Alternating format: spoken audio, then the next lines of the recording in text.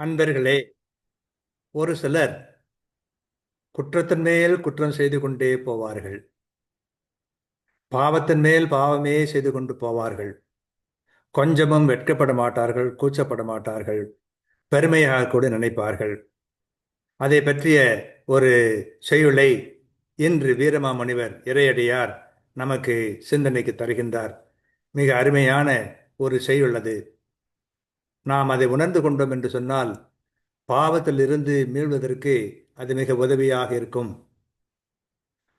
கொல்வதற்கு அருங்குணத்து உளத்து இறைவன் புதைத்த வெல்வதற்கு அரு ஞானம் ஒன்றினை வென்றால் ஒல்வதற்கு அரும் உளம் உனக்கு அமைந்து பாமுகத்தில் சொல்வதற்கரும் தொடையன தொடர்வன துகளே என்று குணங்கு வந்த படலத்திலே வீரமாமுனிவர் இறையடியார் நமக்கு சொல்வதை பார்க்கிறோம்.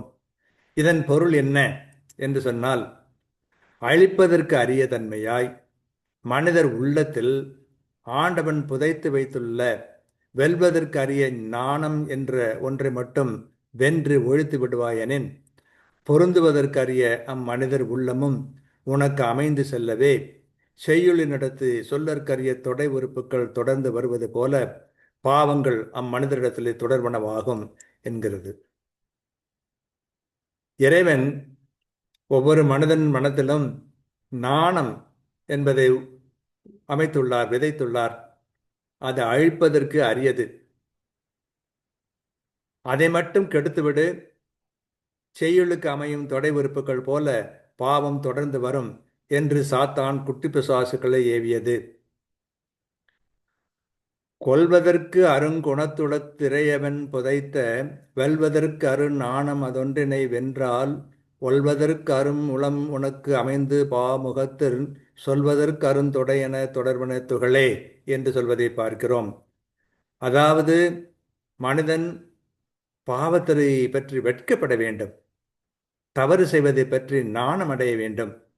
அப்படி ஒன்றினை மனச்சாட்சியாக கடவுள் ஒவ்வொரு மனதிலும் வைத்திருக்கின்றார். அந்த மனச்சாட்சியை கெடுத்துவிடு, அந்த நாணத்தை வெட்கத்தை எடுத்துவிடு.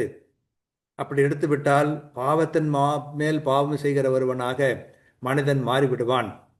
ஆகவே நீ செய்ய வேண்டியது என்ன என்றால், மனிதனிடத்தில் பாவமா இதென்ன என்று அலட்சியப்படுத்துவது, பாவத்தை பற்றி வெட்கப்படாமல் இருப்பது, பாவத்திற்காக நாணம் அடையாமல் இருப்பது, இதை மட்டும் நீ செய்துவிட்டால் மனிதன் பாவத்திற்குள்ளேயே மூழ்கி கிடப்பான் என்று சாத்தான் குட்டி பிசாசுகளுக்கு யோசனை சொல்வதாக அமைகிறது இப்பாடல்.